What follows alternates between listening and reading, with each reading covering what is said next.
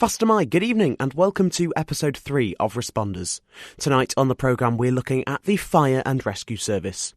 A little bit later on we'll be speaking to representatives of the island's Civil Defence Corps too. But first we're going down to Douglas Fire Station where I spoke to Station Officer David Cowley. I'm on fire.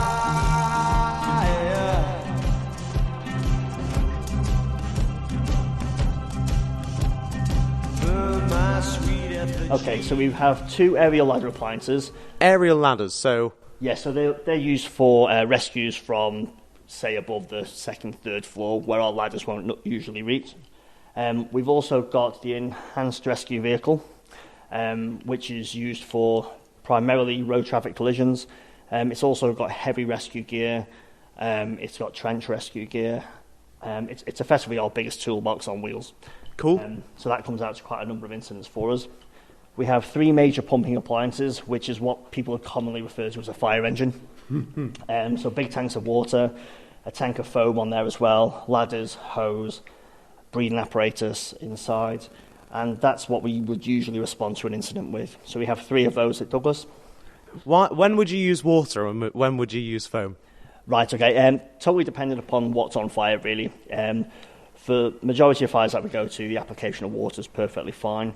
However, if we have something like oil fire, then we'd use foam, obviously because the oil would react violently with the water as well, and then it could cause expansion and further problems that way. And how much water would you be carrying on one of these things? We've got 1,800 litres of water on each major appliance, and we've also got 200 litres of foam. However, for larger scale fires and fires where we haven't got a readily available water supply, we also have a water carrier as well, and that carries thousands of litres on it.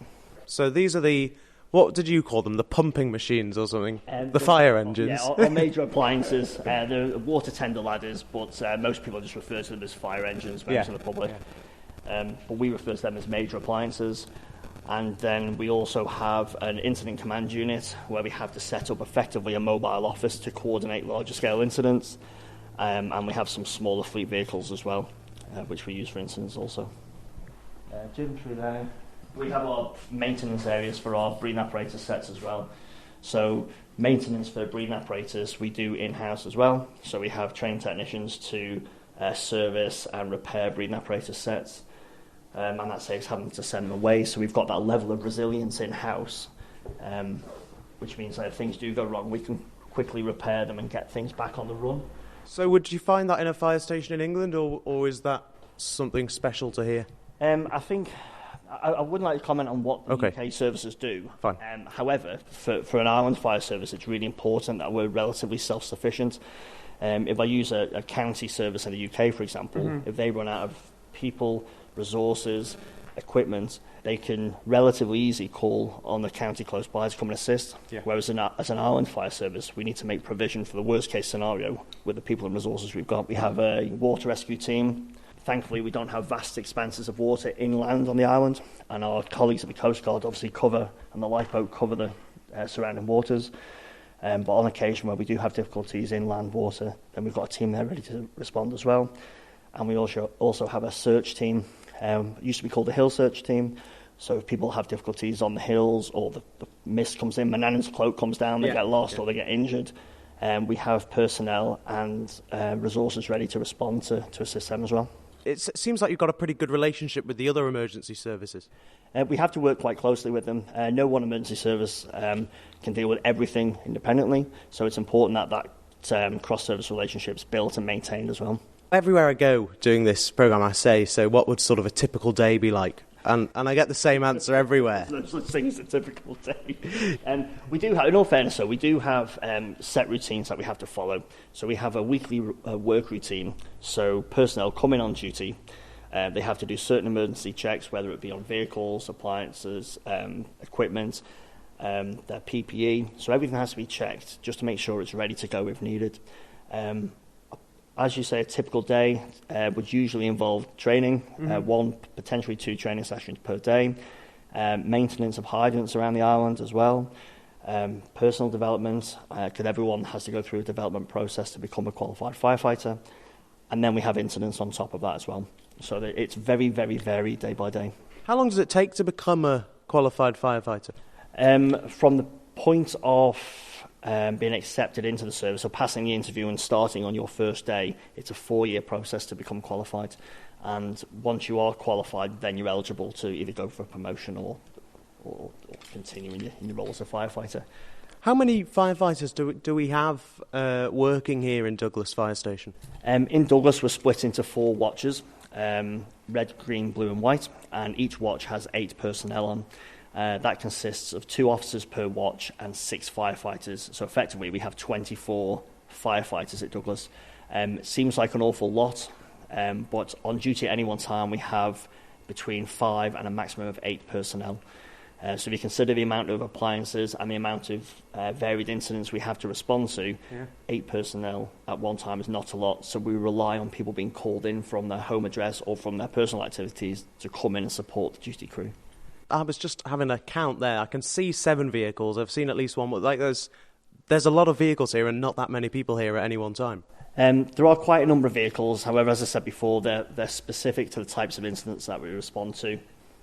Now, if someone wants to join the fire brigade, if they want to become a firefighter, what sort of thing will they have to do? Well, I have to correct you there, Will. It's the Fire and Rescue Service now. We used to be. I'm sorry. We used to be a brigade years ago. Now, because of the disciplines that we have to train in and what we respond to, it's the Fire and Rescue Service.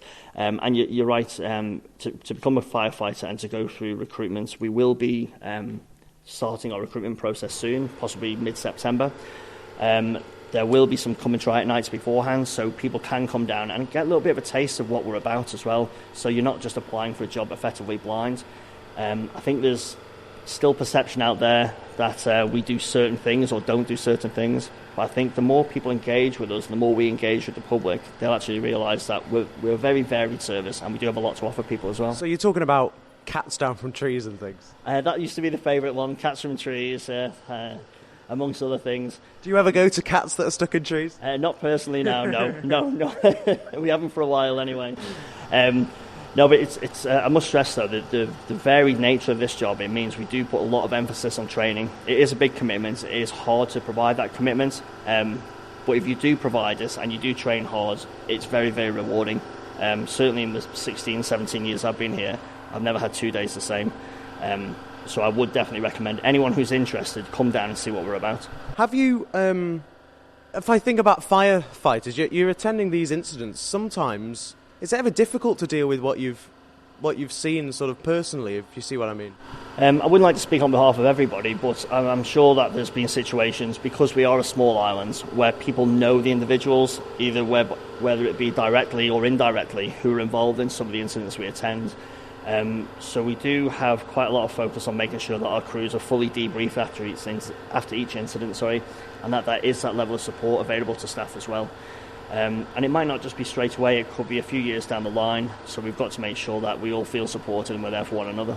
In addition to actually the operational response, so in other words, when things go wrong, we're called upon to then come out and deal with the incident. Prior to that, we've also got prevention and protection. I mean, the 3 things for the fire service are prevent, protect and respond. Right. Respond being the last thing on the list. Prevention is we try and educate people and prevent them from getting into that situation in the first place.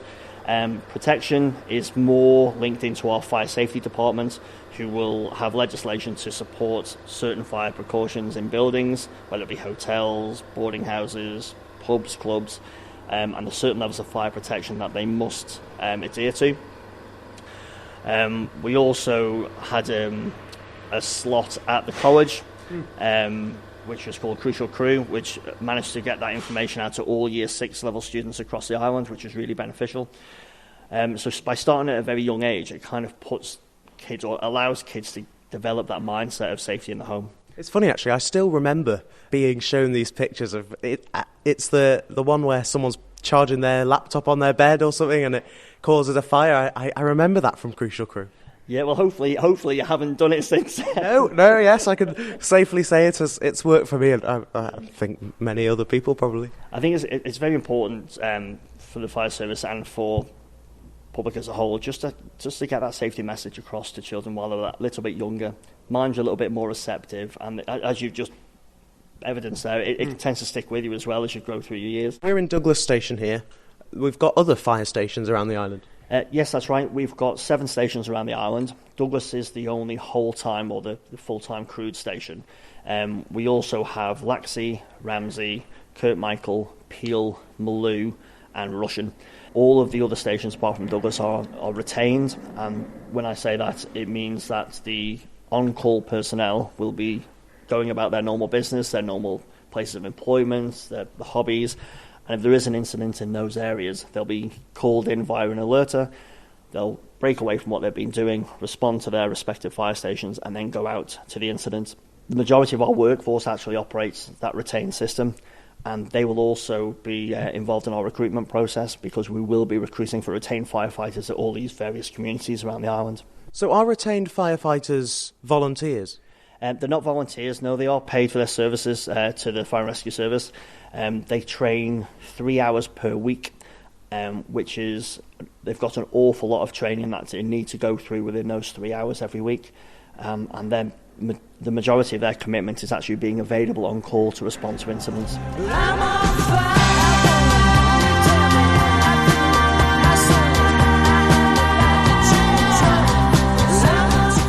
When I was down at Douglas Fire Station, as well as speaking to David in that interview, I also watched as the team undertook a hazardous materials exercise. The incident commander for the drill was Murray Halsell, and he can explain what was going on. So we set up a scenario today. The crews are attending a hazmat incident for hazardous materials. It's a clinical waste management company that they've been told to respond to.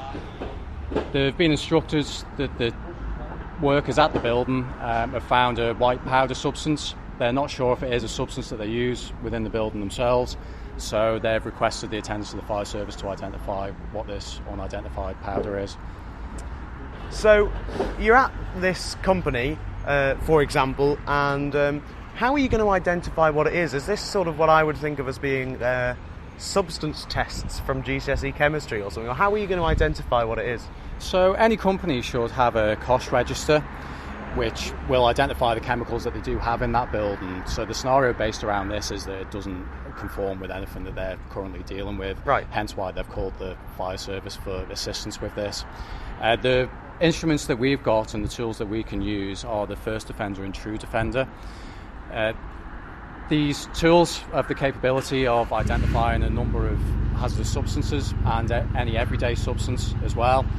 So the guys are in the protective chemical suit and gas-tight suit, and they'll be put into the hazard area and they'll be able to use these tools to identify what the chemical is.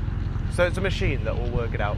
Yeah, ultimately it's a machine that will be able to analyse what the chemicals are and identify what that hazardous substance is. That will give us the correct measures and control measures for the level of decontamination that is required. That can be anything from a fine spray to wash anything off the suit, right through to a full decontam, which you can see today. We've got 2 firefighters who are donning breathing apparatus in preparation to go into a gas-tight suit, and that's a precautionary measure because we're dealing with a chemical that which we don't know what it is. Mm-hmm. So we have full level of PPE, which is breathing apparatus, gas-tight suits, and we have testing equipment which is able to identify what chemical is involved. At the moment, if you see the incident commander, he's briefing the crew as to what he requires from them, what his concerns are, and what information he expects back from them when they get to the point of the incident. So those tanks that the guys have got on their backs, is that oxygen? Is it to help them breathe, or just?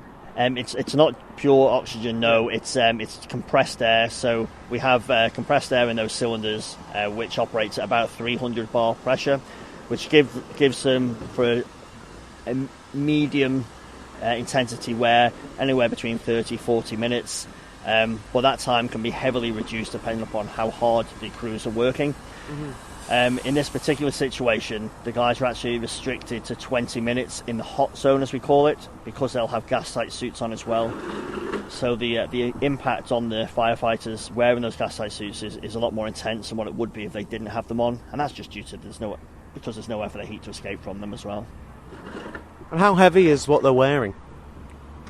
I think on average all the fire kit, including the breathing apparatus, not including the gas light suit, is around about 10 to 15 kilograms, and that's not including any further tools or equipment that they want to bring in with them. So it is quite a heavy load, and depending upon what the incident is, they may also have a casualty to bring out as well. So the guys are working quite hard on occasion. It's in 3 parts really, this exercise. The first one is to identify what the chemical is involved, and before we can do that, the firefighters are having to put the correct PPE on to protect themselves. Once we've done that, the second part of the exercise is to decide how we deal with that, and whether we apply water and wash it away, whether we have to get specialist advice. And then the third part, depending upon what the chemical is the decontamination. So the large yellow tent that you can see there, that's our mass decontamination shower. It's supplied by water together with a washing agent, and that can wash the chemical from anyone who's been exposed to it or has it on their body. We've also got a small heating pump there as well, and that's just to prevent members of the public, if they are going through the decontamination shower, just to prevent that cold water shock as well. How often would you have to do anything like this for real? It's really difficult to say, to be honest, because there's no pattern to this type of incident. We have to train as though we're going to be doing it at any time at all. So the amount of training and the variation of the training that firefighters have to go through is quite vast. I wouldn't be able to say exactly how many times we'd use it in any average month. So what's going on in here, Murray? So this is the decontamination tent that we've got. This allows them to work together to be able to, while they're under the gas tight suits and under full protection, to be able to fully clean each other's suits, and then they'll come out the other side, they'll be able to derobe. So it's a case of being able to rinse the chemical off and be able to scrub that as well. There's detergent that we use with that, and it's all on the water heater as well to make sure anything's dissolved as fully as it can be. This water is then contained, and then we'll need to dispose of that in the correct manner as well, so we make sure nothing goes down the drains at all.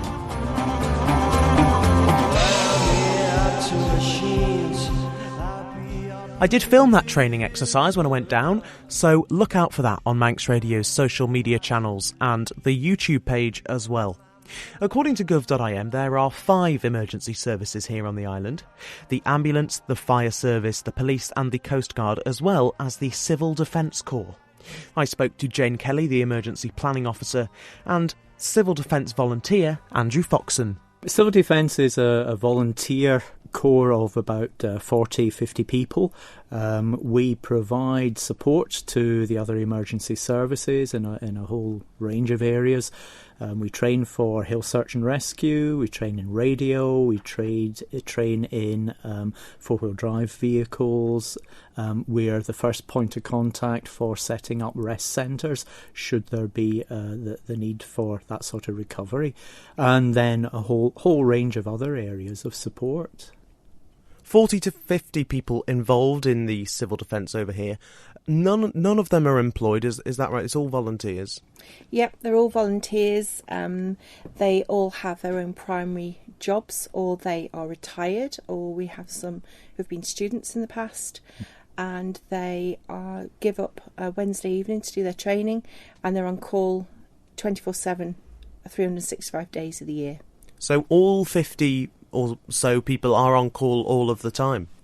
So the way it works is they're on call 24/7 and they turn out if they can. So obviously we have some people who have working, so if they can they'll leave work, if not they'll come when they can. In the middle of the night we get a really good response, strangely enough, at 2 o'clock in the morning, because everybody tends to be in bed, so they're free and available. But we do rely heavily on the support of the local employers on the island to actually free up the volunteers so they can respond when their alerters go off. And is it purely responsive, or is there any stuff done by the service which involves sort of prevention or education or anything? If we're aware of something coming up, we'll go out maybe and be preventative. So it might be that we go out and do some sandbagging in an area that's prone to flooding if we're aware of it. Or we may be asked to just help events as well. We can go out and do events. We provide first aid support to quite a few of the events. So what sorts of events might people have seen you at? Well, we've been out supporting the parish walk, the mountain marathon, and in September we'll be supporting the end-to-end walk. Those are our regular ones, but we provide various bits of support in other places. And for that we're providing mobile first aid and also ensuring that walkers or runners are all accounted for, liaising very closely with the marshals and the race organisers. So you've got to be a bit of a jack of all trades being part of the civil defence. Yeah, absolutely. Yeah, I mean it's a range of skills about being able to watch. Obviously, there's a plan, there's an operational order for each event, which makes sure we have enough people to cover it.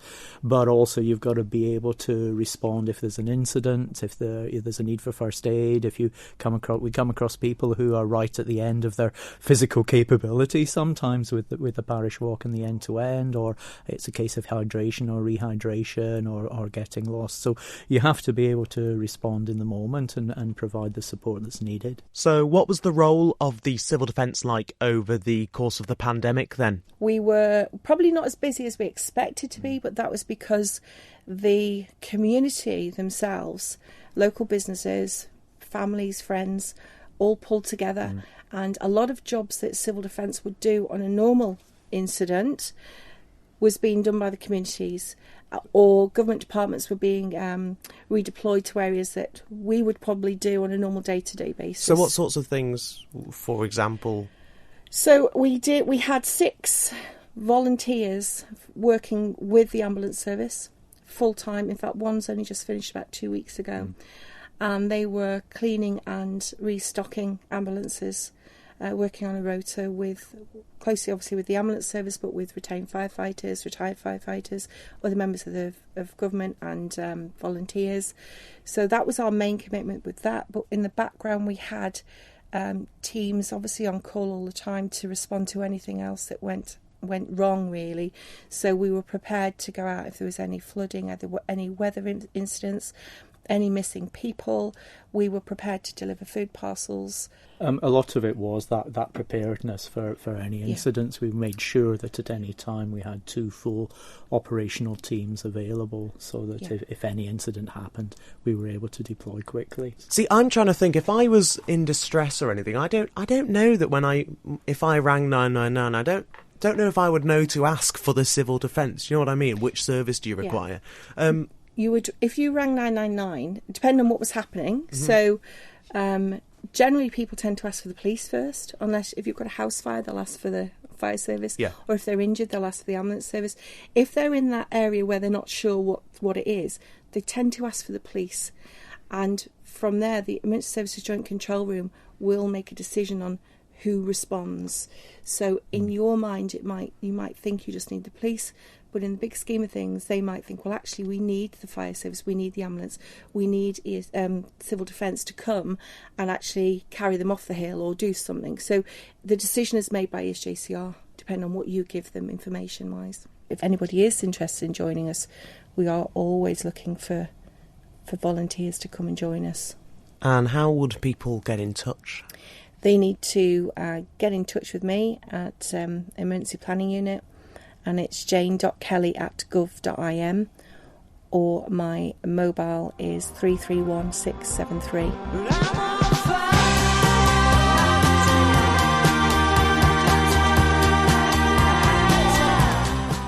Jane and Andrew there of the Civil Defence Corps. Big thanks to them, as well as David and Murray and the whole team down at Douglas Fire Station. I'll be back with the final episode of Responders next week. Don't forget, you can listen back to all of these programmes by going to manxradio.com and finding them under the podcasts page.